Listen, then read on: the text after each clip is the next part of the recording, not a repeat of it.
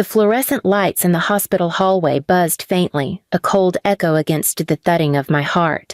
I lay flat on the gurney, paper-thin gown sticking to my clammy skin, clutching the blanket as if it could shield me from what was coming.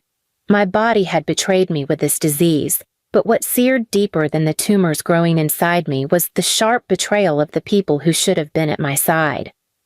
When the nurse asked, "Will your family be waiting in the lobby?" I glanced toward the double doors, hoping against hope. My parents stood there, polished and composed, my sister beaming in her designer coat. Relief flickered in me for half a second. Maybe they came to see me through. Please subscribe to our channel and tell us in comments from where are you watching this video. But the words that slipped from my father's mouth froze the blood in my veins. He waved the nurse off, voice cutting like glass. "Don't bother us if she dies. We're shopping for our real child's engagement dress." My mother's laugh chimed like poison. "Finally, we have something worth celebrating. Not this endless pity parade." She tugged at my sister's wrist, already stepping toward the elevators, leaving the smell of her perfume and the chill of her cruelty behind. My sister, Hannah, didn't even glance at me. She twirled her hair and muttered, "Don't drag this out. The spotlight's mine today." The nurse's jaw tightened, but she said nothing. She only gave me a pitying look as she adjusted the IV line. I wanted to scream, to rip out the tubes, to shout, "I am your daughter too!" But my throat constricted with a lump so heavy it nearly strangled me. As the gurney rolled forward, I stared at the ceiling tiles, each one blurring with tears. The bright lights burned my eyes, but all I could see was the back of my parents as they walked away, their expensive shoes clicking on the tile like a victory march. The hallway seemed endless, a tunnel of betrayal. My chest hurt more from their words than from the cancer that had eaten away at me. I remembered birthdays where they gave Hannah golden necklaces while I got secondhand books with torn covers. I remembered nights I studied with a fever, only to be told, "Your sister needs the desk. Move." I remembered hearing my father say, when he thought he couldn't, "She's just extra weight." Now it was official. I was not their child. I was their burden, disposable, replaceable, someone the world wouldn't miss if she didn't wake up from the surgery. The nurse squeezed my shoulder gently. "You're not alone," she whispered, but her kindness was a drop against the ocean of cruelty drowning me. Inside the operating room, machines beeped steadily, the cold scent of antiseptic filling my lungs. Doctors leaned over, speaking clinical words I barely heard. All I could think was, if I don't wake up, the last thing my parents said to me was that I was not real family. That thought cut deeper than any scalpel. I closed my eyes, tears rolling down my temples, vowing silently if I survived, if I walked out of that room breathing, I would never crawl back to them again. I would make them feel the sting of being erased, the hollow pain of being unwanted. I would rise, not as their daughter, but as their reckoning. When I woke up after surgery, the first thing I heard wasn't comfort or relief. It was silence. No voices calling my name, no hand squeezing mine, just the steady beep of machines and the rustle of nurses moving around me. My throat burned from the tube they'd pulled out, and my chest felt like it had been caved in. I blinked through the fog, searching the room. The chair by my bed was empty. No flowers, no cards, no family. The nurse from before leaned in. She adjusted my blanket and whispered, almost apologetically, "Your parents didn't check in. They left a message at the front desk." She slipped me the note, folded into a square. My hands trembled as I opened it, already knowing it wouldn't hold the words I needed.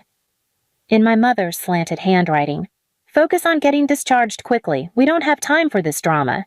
Hannah needs us busy with her engagement plans. No love. No, we'll visit tomorrow. Just dismissal." I bit the inside of my cheek until I tasted blood. My body shook, not from pain, but from rage. I had almost died. My skin was pale, my veins bruised, but to them it was just inconvenience. The following week was worse. I was recovering slowly, dragging myself down sterile hallways for short walks, clutching the IV pole like a lifeline. One afternoon, my sister appeared in my doorway, but not alone. She walked in with Mom behind her, both of them holding shopping bags. "Oh," Hannah said flatly, glancing around my room like it smelled. "You're still here." I croaked. "I just had surgery." Mom chuckled, setting her bags on the windowsill. "Surgery isn't an excuse for laziness. Hannah tried on 10 dresses today. She looked stunning. The seamstress said she's radiant. People are already saying she deserves all the attention." Hannah smirked, twirling for me, showing off a shimmering gown. "Don't be bitter. Some of us were born to shine. You were born to take up space in hospital beds." My vision blurred, partly from tears, partly from the cocktail of meds in my veins. I whispered, "I could have died." Dad strolled in late, holding a suit bag. He didn't even glance at my chart. Instead, he said, "If you had, at least you wouldn't embarrass us by dragging out your illness during Hannah's engagement season. The timing would have been neater." The cruelty hung in the air like smoke. That night, I couldn't sleep. The morphine haze couldn't numb the raw wound in my chest that their words kept reopening. They had stripped me of everything a daughter deserves: love, comfort, dignity. They wanted me gone so they could keep celebrating Hannah. But they underestimated what cancer had given me: clarity. Facing death stripped away my fear. If I had survived the knife and the tumor, I could survive without them. And I could do more than survive. I could make them choke on the emptiness they left me in. As I gained strength, I started writing things down. Dates, comments, their dismissals, the nurse's testimony, the note Mom left. I requested my hospital records, the proof that they weren't there, that the emergency contact line was blank when I was under anesthesia. Every time a nurse shook her head at their absence, I stored it away like ammunition.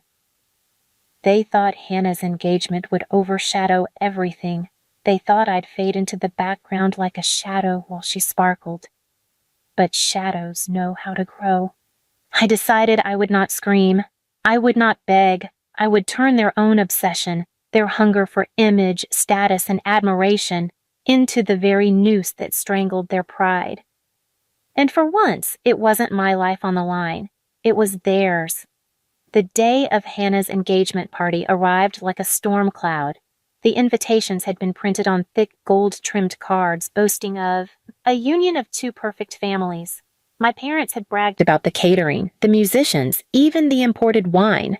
Not once had they mentioned my surgery, my recovery, or that I was still limping when I walked. To them, I didn't exist. But I made sure I would. In the weeks after I left the hospital, I had worked quietly, deliberately. The same way cancer had spread silently through me, I let my plans spread into every corner of their glittering world. I didn't need fists or screaming. I had documentation. I had witnesses. And most importantly, I had their own arrogance, every cruel word, every absence, every dollar they spent flaunting Hannah instead of supporting me. The engagement party was held in a grand ballroom, chandeliers dripping crystals onto tables lined with roses. Guests arrived in sequined dresses and tailored suits. Cameras flashed. Hannah stood on the stage in her white gown, smug and radiant, Mom beside her like she was the queen presenting her heir. Dad was shaking hands with business partners, talking loudly about family loyalty. I walked in just as the speeches were starting. The room went quiet for a beat. My hair had grown back just enough to cover the scars, and my dress was plain compared to the glittering crowd. But I didn't need sparkle. I had truth. Mom's smile froze. "What are you doing here?" she hissed under her breath when I approached the stage. I lifted a folder thick with paper, making sure people know the whole story. The projector on the ballroom wall flickered. Slides began to play, arranged by the reporter who had agreed to help me. The first was a scan of the hospital record. Emergency contact, none provided. Then came the nurse's statement, handwritten and signed. Parents refused to be contacted, stated they were shopping for their other child's engagement dress.